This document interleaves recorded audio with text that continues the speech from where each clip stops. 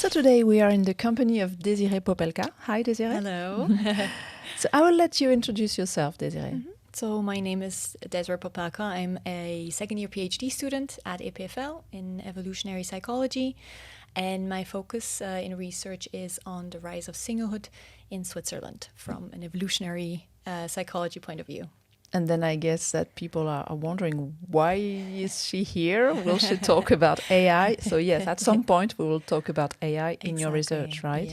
Yes. It's actually a big, it's a part of it. It's not necessarily a big part, but it is a part of it. And it turns out to be a more significant part than I expected. So it's quite interesting.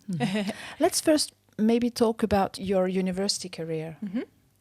So I did my matura here in Switzerland in Solothurn. It's a very nice little Baroque city. If you ever were born there? Yeah, I was born and raised there. Yes. And then I decided that I want to study in the States. I did my bachelor's at Cornell in New York. In upstate New York.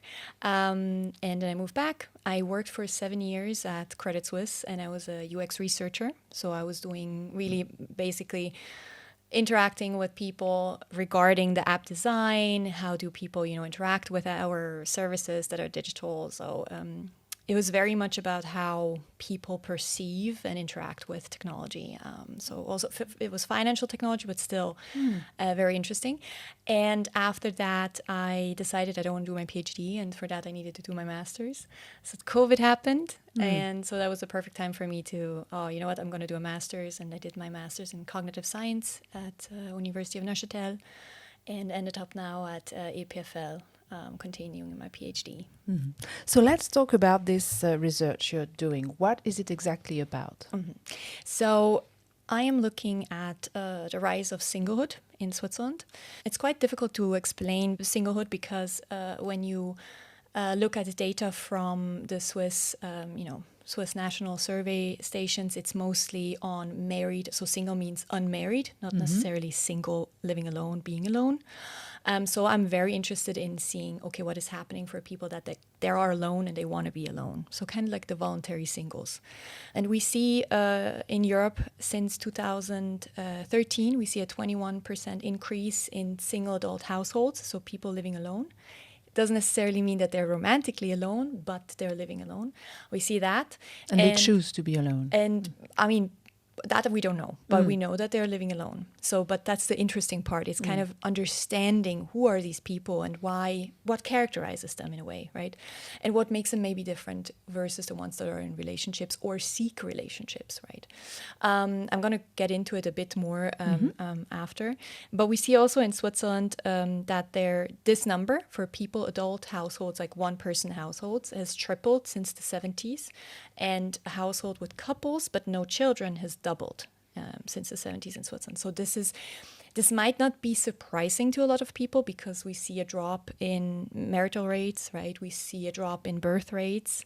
So currently Switzerland is, I think, at 1.4 child per woman, which is, I mean, the one, you need 2.1 to sustain a society. So you see we have a drop there. This is global though. This is everywhere happening, or in the Western world. And we see higher divorce rates. So it might not be surprising that there are also more people living alone, right? But it's still an interesting change. It's a rapid change that is happening. So it's for me, yeah, I was very caught by it when I saw these data and these numbers. May I ask you why you wanted to study this topic? So it has actually kind of like a personal twist on it because I saw, and myself too, and I saw in my surroundings that a lot of very great women were alone, and potentially they didn't want anyone, but I felt like there is just some kind of maybe like we as a society are not anymore prioritizing romantic relationships in a way like potentially we used to. And so this was an interesting turn for me, or an interesting realization, right? That women were not, but I'm interested in particularly in voluntary single women. But of course, everyone is interesting and could be, fun to look at. But so that was kind of like this twist to see, okay, what is happening there? Why, from an evolutionary point of view, is because I've always been interested in evolutionary psychology. So like my background in psychology and cognitive science has kind of prepared me for this, right? I looked at how, animals interact and how potentially we have evolved similar behaviors. And evolutionary psychology, I don't know if you know what that really means. Yeah, maybe we could define it. So it's, very broad said and very high levelly said. Evolutionary psychology is looking at why we behave a certain way, or why we behave the way we behave, right? And usually behavior is motivated by certain emotions. And evolutionary psychologists are basically proposing some theories that might have, that these emotions might be an adaptation or have evolved over, our environment, have evolved to induce a certain behavior in us. And for me, very interesting is that it's called mismatch theory, that the environment has now so rapidly changed, right, that our brains haven't adapted yet to it. And so there's sometimes kind of like a mismatch, and certain theories are trying to explain that as well. So why are we anxious? Why do we experience anxiety? Why do we experience jealousy? This is evolutionary psychologists are trying to find this in an evolutionary point, why maybe that was an adaptation. And this is because, so when you create a theory in evolutionary psychology, it's not just like you come up with an idea and you think this is great. You really base it on first looking at the animals, right? Yeah, you look observation. at exactly, you see how they behave, and then you look at traditional societies or tribal societies. So you go into maybe Amazon or so, and you start to look, how do they behave, and do they have that too? And then you start to look at like Western, like, do we have that too? Are we acting this way? So it's kind of like you need to do multiple studies to really come up with a theory. And once you see it in different cultures and you see it in different societies, you can say, okay, there is something, there might be something that has evolved, and it's not just there because it's just there. So I read a couple papers on this because there are some researchers around. For example, one of them, a notable one, is Menelaos Apostolou, who looked at personality and singlehood. So trying to understand, is there maybe a distinct personality type, And this is one of the branches, or I call it dimensions, that I look at singlehood. So I look at... maybe I can explain the 4 dimensions that I look at. So one is the personality dimension. This is basically to see, Apostolou Menelaos, the researcher, is in Cyprus, and he sees, for example, that voluntary singles, so singles that want to be alone, are more extroverted than involuntary singles. For example, this is just one finding, and I would like to do similar stuff here in Switzerland to see, okay, do we see also distinct personality types for voluntary and involuntary singles? This is now, again, maybe I go a bit too fast, but singlehood can be defined kind of, I want to be single, I avoid relationships. This is the very voluntary one. And the one like, I'm single, but I'm really looking for a partner. So, but this is kind of like a spectrum, right? You are somewhere on it. You're not just one of them. Yeah, sure. And so, so this is kind of the notion, looking at this from, personality is the first dimension. The second dimension is the social dimension. So I hypothesize that particularly women, when they have a very tight-knit social group, they're very close to their friends and they're very close to their family, they might not actually feel the necessary urge to have a partner. So they don't feel that much.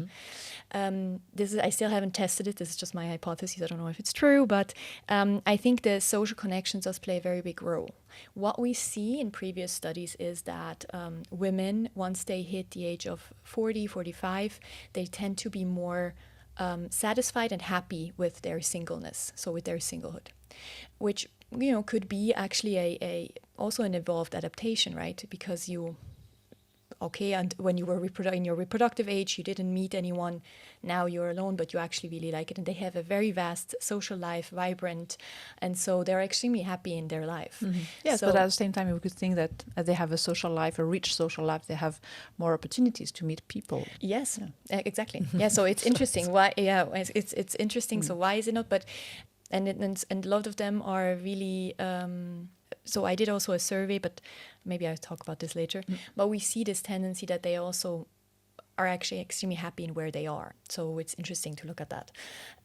The third dimension is the sexual dimension. So I look at sexual frequency, number of partners, masturbation frequency. So everything that has because I try to look at basically what are the components that make a relationship and maybe lack thereof make singlehood, right? So what is this? And sexuality is one part of it, right?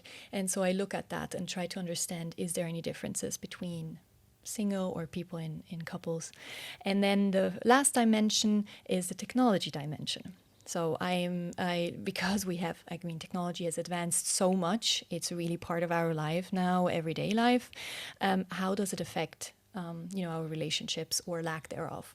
And so here I look at social media consumption, I look at porn consumption, I also look at OnlyFans and virtual or AI girlfriends. And so, this component is really to understand maybe we find the things we want somewhere else. And so I just recently wrote a perspective paper on AI girlfriend experience and OnlyFans girlfriend experience, kind of like this notion of outsourcing love. Because based on evolutionary psychology, we have evolved a certain way to experience love, and it has a purpose that we have this sensation of love and pair bonding, and potentially we are now able to outsource this to completely the digital world and basically fulfill it with or superficially fulfill it, right? Or numb it in a way with these interactions that we have online. Mm-hmm. So that's kind of this part. I think this is the interesting part for today. Yes, sure. But you said you were focusing on women singlehood. And what about these technologies you're talking about, OnlyFans and other chatbots also? I just discovered a few days ago that on some not ChatGPT, I think it's Grok, where now you can have a chatbot saying sexy. Ooh. Chatbot. So you just have a sexy voice talking to you. And so before our meeting, I asked her to become a male. Oh, okay. She couldn't. Wow. It's just interesting. It's just a feminine voice, and she said, "Oh no, I can be a male." So she tried to talk with a lower voice, but still, it was only made for men anyway. So these chatbots and also these OnlyFans are mainly made for men, right? Yes. Interestingly, so yes, OnlyFans, first of all, the majority on it are women, and the majority who consume it are men. So that's true. With the same you see with social media. So if you look at the data from Instagram, for example, women follow women and men follow women. So you see women are just more active on these social media platforms. They're being reposted more. They're being shared more, their images. So as you said, how does this affect women in a way? I look at both sides. So the one thing that I think is interesting is that we know from previous studies that social media, so being exposed to perfectly photoshopped images of women, right, flawless skin, perfect bodies, is influencing women very much. So they have lower self-esteem often. They don't feel that great. They are very obsessive. So this is kind of a big effect. What we don't know yet so much, and what hasn't been, there are a couple papers on this, but not that much, is how this exposure to constantly perfectly photoshopped images of women affect men. So if you just imagine if you're a man and you look 2 hours a day, I mean, always on, it could be like an AI girlfriend, but she's also looking perfect. She's talking exactly like you want her to talk, How does that affect when you then look up on your phone and then, the women in real life don't have this perfectly skin or this luscious hair? Like, how is this affecting? And this is one part of that I'm very interested in, because when you look at the data from AI relationships, so AI partnerships, for example, in the States, there is 1 out of 3 men have used it before, and 1 out of 4 women have used it before. So women actually use it too. Mm-hmm. The question is here, and this I don't know because the data doesn't say that. The question is like, are women using, because there is the boyfriend experience, right? The AI boyfriend experience. Are they using that? Or are they using the AI girlfriend experience, right? And why are they using the girlfriend experience? Is it because potentially their sexual orientation, right? Maybe they like girls, then it makes sense. Or is it because of intrasexual competition? So intrasexual competition is a term or a theory also in evolutionary psychology, which is women have a particularly strong competition between each other to compete for a man. It could be that women are just curious to see, what is this AI girlfriend? How does she look like? What can she do? Like, why is she so attractive to men? It could be like that's what they are using it for. I did a survey with about 1,400 Swiss people in the German part of Switzerland. And I had this question included, so it's a big survey, so there were a lot of different variables. It was mainly focused on the whole singlehood part, right? But I had, of course, the question about AI girlfriends and if they have used it, the whole experience of AI girlfriend. And I was surprised to see that, so 62% were male, but 38% were female. So even in Switzerland, which was quite surprising to me too, because it seems like it's still something that women also are interested in. And I haven't had the question to see what type they use, the boyfriend or the girlfriend, or did they just use it for, because they were curious, or did they really use it because they were as a companion, right? So I didn't ask this question, but it's something that I want to do in the future. Yeah. So at what conclusion are you right now? So not necessarily at not a conclusion right now yet. What I did is this theoretical perspective paper. So this has some conclusions for me, which I can explain in a second. And the other one is right now I'm analyzing the data. So I'm still looking into the data with AI girlfriends, but I'm not done yet. So this can be a teaser for maybe the future. I can tell you a bit more about it once I have it. But I can talk to you about the theories that could be explaining why this is successful, right? Why does it work? Because I think for us, it's sometimes, I think particularly for women, when you ask women, like, is this interesting? Women don't really understand why a man would pay for such a service, right? Because it's paid. It's it's not real, But maybe I start from the beginning. So there is the in-person girlfriend experience. I don't know if you've heard of that. That's basically that a man, mostly men, right? There's also for women, but mostly men pay a woman to spend time with them. So it can be sexual, but it can also be going to the cinema together, going to the opera, like having a nice stroll on the lake. So it's really creating this, more of emotional connection instead of just a physical sexual connection. So, and the sexual, like prostitution is a very, historically speaking, is a very ancient profession. But what we see is that we see kind of like this transition from the transaction-based interaction between client and woman, where you exchange money for sex, to a more romanticized, intimacy-sharing, emotional connection. So this is the girlfriend experience. Before, when, the original version, when you were in person, you would meet, or you would hire a woman, you would spend the weekend with her, and this would be, it kind of like Pretty Woman, right? The movie, with Richard Gere and Julia Roberts. It's kind of that. Now you have kind of, I call it the girlfriend experience 2.0, right? You have OnlyFans. And OnlyFans is not the first one. Of course, there were many other before, but OnlyFans is just so famous nowadays that when I talk about it, people know what I mean. But it's basically having a girlfriend that is virtual. So you talk to her, you have webcam calls, you can text with her, and it's for a subscription. And she's very personal with you. And this is actually also something that has been around for a while, since there is technology. It mimics like this long distance relationship. Right? Because I don't know if, most people have experienced it, that maybe their boyfriend, girlfriend is abroad. And so this is kind of what it mimics, right? And then you have the girlfriend experience 3.0, which is really AI. So you're talking to a bot, you're interacting with a bot, you're creating this emotional exchange with a chatbot. And this can have different varieties. So some people are more into role playing with the bot. So it's not necessarily, it's highly sexualized.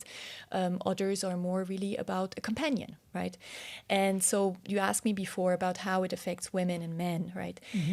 So in evolutionary psychology, the tendency is to believe that there might be, or we might have evolved different preferences for mates. And of course, so compared men and women, and also different approaches and why we use this technology, or why we want a partner or don't want a partner, right? We have different preferences. And so I think the motivation for a woman to use a chatbot is different than the motivation for a man. So in my perspective paper, I focus a lot on the men. But of course, there is just because it's the majority. But there is it's also very interesting to focus how or why women are engaging with it, and there are some papers that are discussing that. For example, for women, or particularly in the Asian countries or Asian cultures, it's starting to be very common for women to use it too. And some qualitative studies on women clientele that use AI chatbot companions and partners, it's always kind of with this notion like, oh, I don't really feel like, having the responsibility of a relationship, but when I come home after work and I'm tired, I kind of want to chat with someone, and it's just nice to chat quickly and then I can turn it off and take it away. It's kind of like it's soothing something, but it's more, and if you look at the websites, it's more based on emotional and relationship and kind of like this friend. It's kind of like a companion more for women. And I can explain in a second why, based on evolutionary psychology, why this makes sense. For men, it's usually highly sexual, right? It's often, but also emotional. So when you look at the difference how men and women have evolved on sexual strategy theory, you see that men are more dependent on sex in a way, because they, reproduction depended on, you can have the more women or the more access to females you had in our ancestral environment, the more you had the chance of reproduction. Right, and if we now think of organisms, everyone is trying to reproduce, like every organism. So of course we're not just driven by that, especially not now, but in our ancestral environment, we were that was a strong drive. And for women, it's actually we have more at stake if we get pregnant. So this is called the parental investment theory. And we get pregnant, we have 9 months, we have then to take care of the child. There's a lot of, there's a lot at stake for a woman. That's why in sexual selection, for example, sexual selection theory, the women is actually the choosier sex, because she's choosing the man in a way because she needs to make sure, okay, is he going to provide for me? Is he going to help me with the children? Is he going to, allocate resources to me or to the offspring? And also, protect in a way, right? So this provide and protect notion was in the ancestral world very, very much important. So men, however, again, have this dependency for sex, and they're very novelty-seeking and variety-seeking. So men have this inclination to be, in some way, short-term oriented. So short-term relationship oriented. So when you look at studies, for example, with men in relationships, they are inclined to want variety, and they're seeking this and they're really interested in that.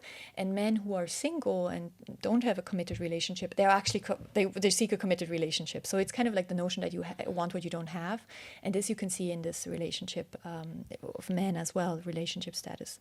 And so the novelty is interesting, right? So new stuff, variety, and I would assume that people that use these AI girlfriend applications might also have multiple ones.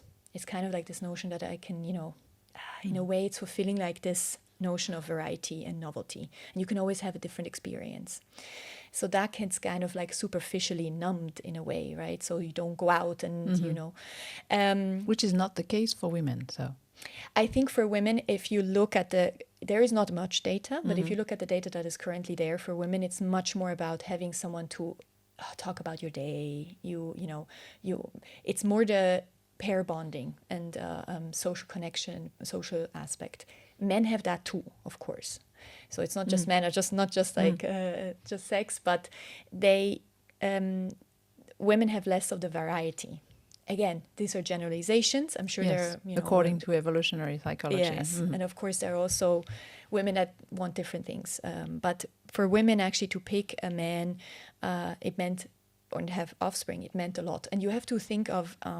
So we have evolved in the ancestral environment where this was like, if you had a child with someone who wouldn't take care of you or the child, it was very hard. It meant maybe even death of your child, right? So now that the environment has evolved so quickly, our brain hasn't adapted yet. This is the mismatch, right? And so that's why it could incline that women are more into like, okay, can he be there for me, emotionally support me? So it's more in that notion. So this is the one aspect that I look at. It's kind of like this novelty seeking. The second one is the preference for beauty and youth. So men tend to have, based on evolutionary psychology again, tend to have evolved or may have evolved this preference for youth and beauty in women. And this is because it signals fertility.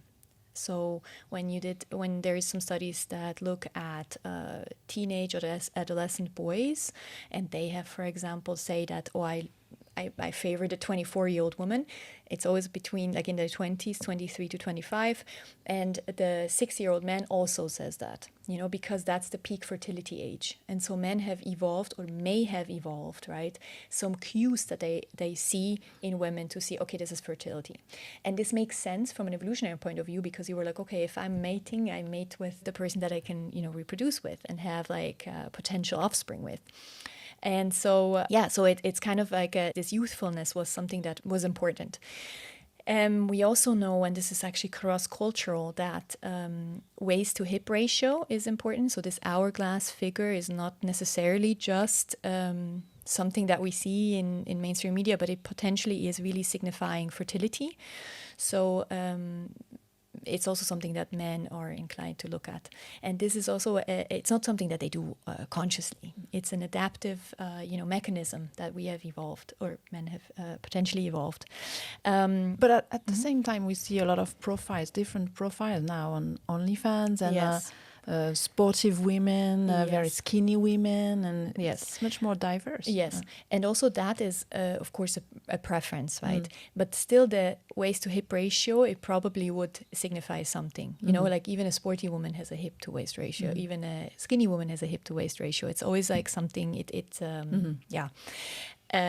Waist to hip ratio, not hip to waist. And so the preference is what type you like, of course. And when you look, this is something that I would really like to look, right? But we don't necessarily have the access to this data yet, is which women are actually the most successful, like which AI girlfriends, for example, are most successful. Of course, we have on OnlyFans, we know which one make the most money, and they're usually quite young. They're usually quite pretty. They're usually, they have these attributes. When you look at the AI girlfriends, it would be interesting which one of them are most selected. Because, of course, you have different ones. And we cannot forget that it's often also just like a fantasy you want to live. And the fantasies may be, having sexual relations with someone who's older or so this is, it's not necessarily that, but I would assume, or I would hypothesize that the youthful ones are the most successful ones in AI girlfriends. So they're the most ones that are most picked, I would say.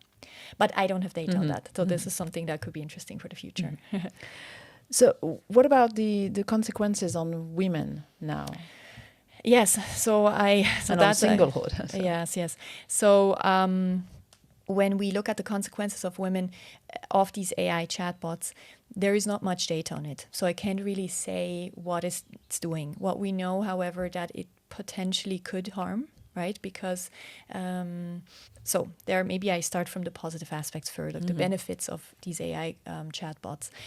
We've seen in certain data and certain studies that it actually is very beneficial in mental health and mental illness to alleviate this sense. It helps with boredom. It helps with loneliness, the sensation of loneliness, which again may have evolved, right? The sensation of feeling lonely may have evolved for us as a sign to go out and meet people and be social. And now we have just, in a way, as humanity, maybe become too sedative in the sense that now we can do everything from our home, right? We can work from home, so why now go out and meet someone? Oh, you can just do it online. And that's why also I believe dating apps are working so well, because it's just easier to quickly get this reassurance that, okay, I have like social interaction, great. Yeah, but at the same time, we have a lot of studies showing that we are feeling much more lonely than years exactly. ago. So. Because we are still lonely, right? Because loneliness is increasing. And so we go then into this virtual world and connect with, but it's just superficially satisfying this urge, right? It's not necessarily, you don't have necessarily friends after that. We see also young people kind of defining their friendship group based on how many followers they have or how many likes, but it's just not, it's arbitrary, it's superficial satisfaction of an actual true connection with another human being. And again, we have evolved to do this. This is the whole pair bonding and social bonding aspect, which is one of the aspects I looked at also at AI Girlfriend. We want to connect with other people, because being connected with other people may have meant that we may have signified survival, right? If you were ostracized, that was extremely painful and could have meant death, because you didn't have the protection of the group and you didn't have, that's why friendship is also so important. We have evolved as reciprocal humans or animals, right? We are altruistic, we help each other. So if you don't have that, if you take that away and you just have a bot, it superficially satisfies, but it could mean also that then, we are still feeling lonely. So it's not actually helping us. But would it mean also that in a more secure society, in a country like Switzerland, where we don't feel that much danger around us, we wouldn't need that much the other people, would you say, from an evolutionary psychology aspect? Yeah, I mean, what we see is that individualistic countries, and Switzerland starts to, is one, not as collectivistic, right? That individualistic countries have higher rates of loneliness, have also higher rates of boredom. It potentially could be that, we, again, based on evolutionary theories, it's these sensations or these emotions have evolved to make us act in a certain way, right? So maybe if it's so safe and if it's kind of like, oh, what am I going to do now? I feel lonely, I feel bored, and it just means that we have now these technologies at hand. It's just easier. And so, for example, Van Hippel is arguing, it's called the social paradox, that potentially we have evolved to want more, social connections and be if you look at tribal societies, right, they share everything. So the men go out hunt, they have they hunted something, like, I don't know, deer, and they share it with the group. Right, they're not eating it alone; they're actually sharing it. It's very like this sharing society that we don't see that much in Switzerland or in other individualistic countries. Right, we don't necessarily share; we keep it for ourselves. Of course, in a way we do, but it might have this aspect that where we are becoming more autonomous. So autonomy is picking up. In a sense, ancestral environment, being autonomous was a very unique thing, right? You usually were surviving in the group, so you would want to share with people, because being an altruistic person would also give you status, give you, everyone would look at you because you're so nice, you share everything, whoa. And so that would be a kind of like a status and a positive thing, right? And then, however, being autonomous and deciding for yourself and not sharing, keeping your own stuff is like has always been like a desire of humans. It's kind of like, that's what I don't have, right? It's something that I want but I don't have. And now I think in Switzerland or countries that are so secure, we have very high autonomy. We can pick whatever we want, we can do whatever we want, we can live on our own. And in one way that's good, right? We can do whatever we want, but it might actually lower the whole social aspect, and we might become even more individualistic and even more alone, which could explain why also so many people want to be alone and live alone, and why these rates are increasing as well. Doesn't it also develop a narcissist aspect, these technologies? Because, as you say, we are looking for people answering to our needs. So some suggest that there is also a narcissism increase. There are also other papers that say that's not true. So it's quite interesting to see if it is or not. But what we see is that Jonathan Haidt writes in his book, The Anxious Generation, writes about this, that we see an increase in children, right, not playing with each other anymore so much. So there is no surprise no more, because you're so inclined to be on your phone and on your devices, which are in a way so predictable. And when you think of kids, if you tell them a story, they always want to hear the same story again, because they already know what's going to happen. The prince is going to get the prince or whatever. They already know what's going to happen, and that's nice for kids. But you see that actually even going into adulthood, because they never have this surprise play anymore. Altruism is not necessary in this. No, and also not playing with each other, right? So kids used to learn, kids actually, for development of children, it's extremely important that they play in groups, because they learn about status, about who is the dominant one, who is the submissive one. It's kind of like learning, it's like a mini society, right? When you look at kids in kindergarten, and they don't have this necessarily anymore because they go home and just sit on their tablets. Some argue that they have that in those games, right? I don't know how much, because it potentially doesn't represent a truthful person, right? Because you might be super good at this game, but actually in social life you might be much more, like, not as dominant. And dominance is also something that influences, particularly with men, influences a lot.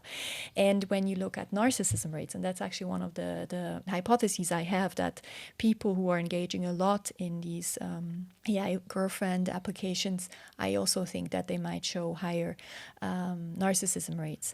Because if you engage, as you said, if you engage with this, you are designing this AI bot, right? This is the first part. You are making her, I say now her, but it could be him or they, you are making them be a certain way, right? But then also that chatbot is learning from you. So it learns from your responses, it learns from your desires, from your likes, from your dislikes. So basically at the end, I assume you're almost talking to yourself, right? And that's exactly your point too, that yes, it's quite narcissistic if you are really falling in love with yourself. You're not confronted to alterity, to difference. Exactly. And you're basically the positive thing of these AI bots is that you don't have to fear rejection, right? You have no arguments, you have no frustration. No, except you want it. But again, there's no surprise, right? With a real human being, that human being might be in a bad mood that day, and even though you're in a brilliant mood, no, it will not be a good day, because your partner is maybe not in a good mood. And when you have this AI that picks up on your mood and can mirror it. So it's very, as you say, right, there is no rejection, there is no fear. Some argue also the positive aspect is that there are no STDs, right? You are not, you're not contracting anything. There is no abuse, no harassment or less, right? Because women, particularly prostitutes, are experiencing a lot of negative, harassments and abuse. And you kind of, there is none of that. And but it's in a way, and it's a fantasy world. Right, it's entering in a fantasy world, and this is also an aspect that I draw on with my paper. Is that, or it's really based on theory. The paper is that you see that children who have a history of parental separation, maybe also neglect by the parent, right, in a way, those children ruminate in those fantasies for longer times and longer periods, and you can get addicted to these fantasies. So it wouldn't be a surprise to me that people who are very into this online and AI girlfriend applications, that they tend to have potentially a background or an upbringing that hasn't been so beautiful, or that they experienced some neglect in their life. Would you say at some point, Desiree, that technology and AI is transforming us, making us much more sensitive, maybe losing the taste also of others? Would you go to this point? Yes, I definitely think we can observe this in society, right? When I just remember when I was younger, it was very much like I agree with you to disagree, right? It was good to discuss certain topics. And let's just look at politics nowadays, right? There is a study done by, I think, the University of Zurich, where we see that men are moving more towards conservatism, so more towards the right, and women are more towards the left. And when you ask them, like, how, can they accept someone who is on the other political view, who is another political view, it's very much like, no, I can never be with someone who is it's very like, if I disagree, they're out of my friend group. And so we see that this is becoming quite strong now. Flas Pöhler, she's a philosopher who discusses this too, that we are becoming more and more sensitive. So to disagreements, and this could be that there is no surprise play anymore between people. So this is one of the aspects that Jonathan Haidt is discussing in his book, that we are not anymore, if you discuss with someone and you disagree, you would just discuss it and it would be a nice discussion and you could go home and be fine with it. And nowadays this is surprising you. It could be because we are so inclined to always get what we want, right? Digitally and technology wise. Like if you talk to your AI girlfriend, you always get what you want, right? You get exactly the answer you were expecting. There's no surprise. And with a real human being, there will be disagreements, and this is just then not really enjoyable. So I think there is definitely something that we are much more sensitive towards, like disagreements, rejections, and this makes us avoid it in a sense even more and draw back and be more in our own little bubble in a way. Mm-hmm. And so you, Desiree, what do you think about possibilities to avoid to go into too many dangers of this situation? I think we're already like in the middle of it. It's quite, I think we haven't really realized how dangerous it could be. So I'm again looking at Jonathan Haidt's book, The Anxious Society, right? It talks more about social media and the technology aspect of it. And but he also mentions that there should be age restrictions and there should be limits of how much time you can, spend on it. And I think similar stuff should be applied to this AI girlfriend experience or applications, because I just saw it was a German German news or something, and they showed a little mini documentary of a elderly man who is in love with his chatbot, with his AI girlfriend. And in my view, like, he's explaining it very nicely, because he says, like, well, I am alone. I was the last couple of years completely alone. To me, coming home and then talking to my AI girlfriend actually made me feel better. So this is the positive aspect. So it can have a positive aspect, because I think for elderly people, it could be very, very nice to have like a social companion instead of being alone. Right. So I think there, age restrictions could be something. Another maybe thing that we should do is that AI has been suggested that it can also, have an educational purpose. So AI girlfriends teaching men how to flirt with women, women how to flirt with men in a safe space, and then they can go out and then, flirt in real life. So that's, of course, it sounds very great, but of course it can have a negative effect too, because you might actually not get the realistic feedback. Right. Potentially, I mean, just if you think of ChatGPT, right, and you ask ChatGPT something, it's like, what a great question. Oh, you're so intelligent. Ooh, how cool. It's not giving me like, oh, why are you asking me this stupid question? It literally makes me feel great that I asked this question. And so it potentially doesn't give you the negatives, right? And so you might go out with an unrealistic view. So it can have an educational, but I think what it has to be more regulated, right? It has to be somehow more regulated. But will it then also be more attractive, or will it then be still attractive to the people, right? If it's like not anymore actually fulfilling your fantasies, just educating you, is it really something you want to do? So there is this.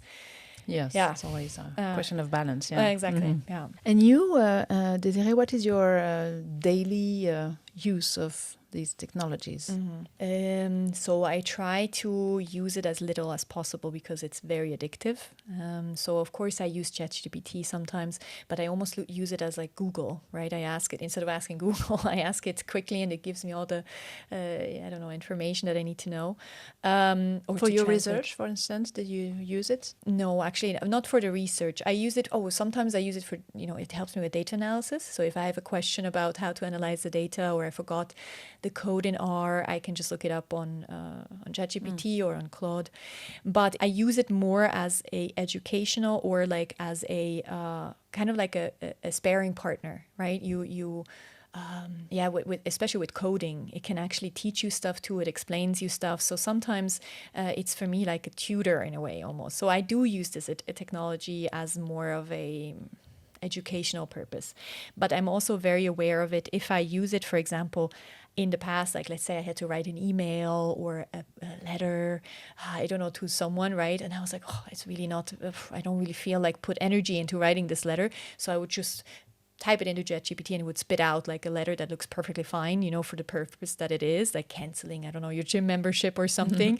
You can just do that. But it makes you addictive, right? Because then you stop, even because the little things are even, you think I don't want to invest time in it, but it's important to know how to like quickly cancel your gym membership, even though it's probably not that difficult, but it's just like, how you can formulate this letter. So I think I try to now use it as little as possible, but of course, like sometimes it's nice to just go on it. Or if you look for a word, especially in English, I'm like, oh yeah, it's on my tongue, the word, what is it? And then I can just type the synonyms into ChatGPT and it spits me out the word that I'm looking for. So of course, for this kind of stuff, it's very useful.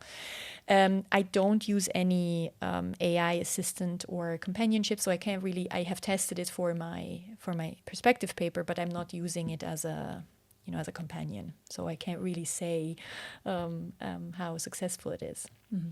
And what personal conclusions did you take from your research when looking more deeper into these chatbots, into these... It has positive and negative effects. And I think both of them have to be talked about. So, for example, the first chatbot was invented by Weizenbaum in the 1960s, and it was a very basic, chatbot that it was just saying hi, hello, how are you, and that. But he noticed already early on that people were getting very affectionate and very close to that computer. So he was actually warning people that this could be quite dangerous, right? And now it's interesting that exactly these AI girlfriend applications are using that as a pro. So like, you can be very personal with this chatbot. It becomes your best friend. So advertising exactly with that point that he warned us about, because it's very influential. And we see it's not a lot, but we sadly, like even some people were urged by the chatbot to kill themselves. So you see even this kind of extreme behaviors, right? It's not a lot of people, but luckily, but you see this kind of behaviors. And to me, it's important that this is being, of course, also looked at. And my conclusion is that the more I look into it, the more it makes sense to me from an evolutionary point of view why we like it, right? It's clear to me why it's addictive. It's like sugar.